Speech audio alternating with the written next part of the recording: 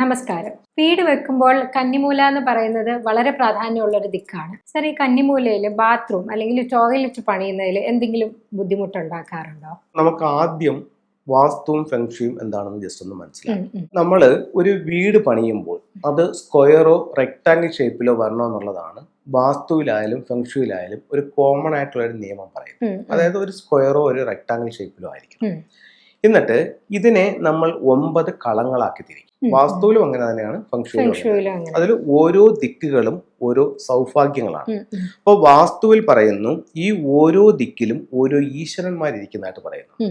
അപ്പം വടക്ക് കിഴക്ക് ഈശാനത്തില് ഈശാനകളിൽ ഈശാനൻ ഇരിക്കുന്നു. കിഴക്ക് വരുമ്പോഴത്തേക്ക് അവിടെ ഇന്ദ്രൻ ഇരിക്കുന്നു. തെക്ക് കിഴക്ക് വരുമ്പോൾ അവിടെ അഗ്നിദേവൻ ഇരിക്കുന്നു. തെക്ക് വരുമ്പോൾ അവിടെ യമദേവൻ ഇരിക്കുന്നു.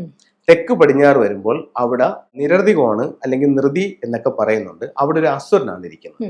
അത് കഴിഞ്ഞിട്ട് പടിഞ്ഞാറിൽ വരുമ്പോൾ അവിടെ വരുന്നത് വരുണനാണ്. വടക്ക് പടിഞ്ഞാറ് വായുദേവനാണ്. വടക്ക് വശത്ത് കുബേരദേവനാണ്. അങ്ങനെ ഓരോ ദിക്കും ഓരോ ഈശ്വരനും. അപ്പൊ 7 ദിക്കിൽ ഈശ്വരന്മാരിയ്ക്കുമ്പോൾ 8 കന്നിമൂല എന്ന് പറയുന്ന ആ ഭാഗത്ത് വരുന്നത് ആരാണ്? ഒരു അസുരനാണ്.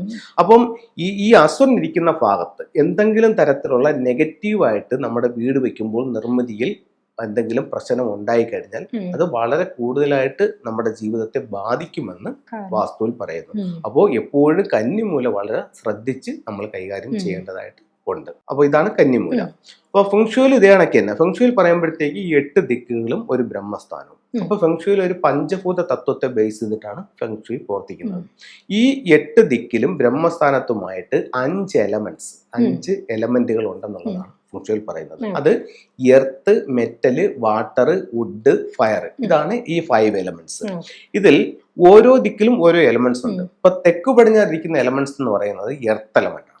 വാസ്തുവിൽ തെക്കു പടിഞ്ഞാറ് അസുരനിരിക്കുന്നു. ഫെങ്ഷുയി പ്രകാരം തെക്കു പടിഞ്ഞാറ് എർത്തിരിക്കുന്നു. ഇനിയിപ്പോഴത്തേക്ക് നമുക്ക് തെക്കു പടിഞ്ഞാറ് ഭാഗത്ത് ഒരു ടോയ്ലറ്റ് വന്നാൽ എന്താണ് പ്രശ്നം എന്നുള്ളത്. അപ്പൊ വാസ്തു പ്രകാരം നമ്മൾ പറഞ്ഞു ആ ഭാഗത്ത് യാതൊരു തര നെഗറ്റീവും പാടില്ല എന്ന് പറഞ്ഞു. ഇപ്പോൾ അവിടെ നെഗറ്റീവ് ഏരിയ ആയിട്ട് അതിനെ കണക്കാക്കും. അപ്പൊ അവിടെ ഇത് വരുമ്പോഴത്തേക്ക് പലതരത്തിലുള്ള ബുദ്ധിമുട്ടുകൾ നമ്മുടെ ജീവിതത്തിൽ ഉണ്ടാകും. ഫെങ്ഷുയിലേക്ക് പോകുമ്പോൾ ആ വീടിന്റെ ഓരോ ദിക്കുകളും കുടുംബത്തിലുള്ള ഓരോ വ്യക്തികൾ, നമ്മുടെ ശരീരത്തിന്റെ ഓരോ ഭാഗങ്ങൾ, നമ്മുടെ ഓരോ സൗഭാഗ്യങ്ങളായിട്ടാണ് ഫെങ്ഷുയിൽ അതിനെ കണക്കാക്കുന്നത്.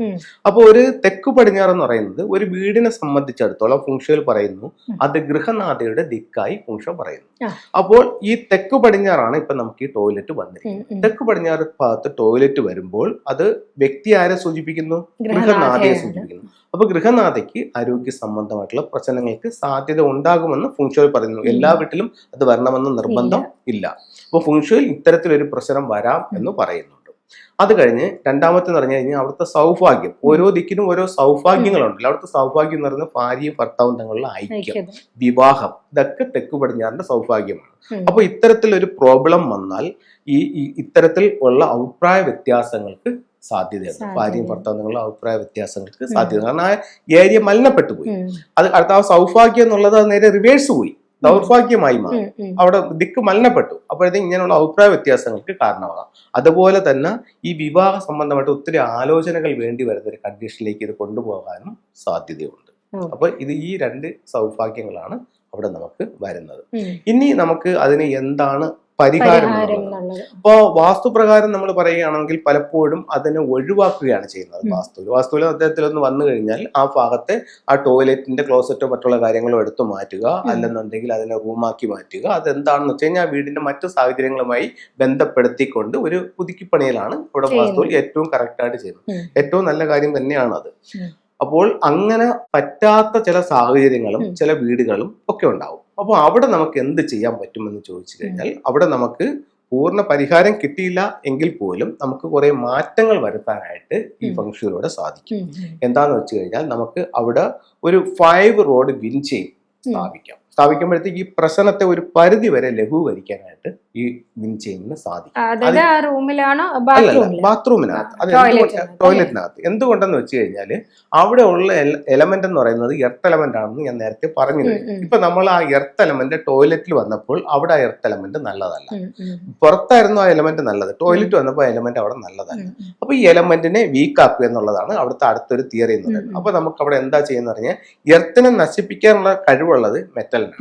അപ്പൊ നമ്മളൊരു മെറ്റലിന്റെ വിൻചെയും അതിലേക്ക് കൊടുക്കും. കൊടുക്കുമ്പോൾ സ്വാഭാവികമായും അവിടെ ഉണ്ടാവുന്ന എർത്ത് എനർജി ഈ മെറ്റൽ എനർജിയാൽ വീക്കാക്കപ്പെടും. അപ്പൊ അതുകൊണ്ട് ആ പ്രശ്നത്തിന് ഒരു പരിധി വരെ പരിഹാരം പോകും. ഇനി നമ്മൾ എന്ത് ചെയ്യുന്നുണ്ട്, ആ ഏരിയയെ നമ്മളൊന്ന് ബൂസ്റ്റ് ചെയ്യണം.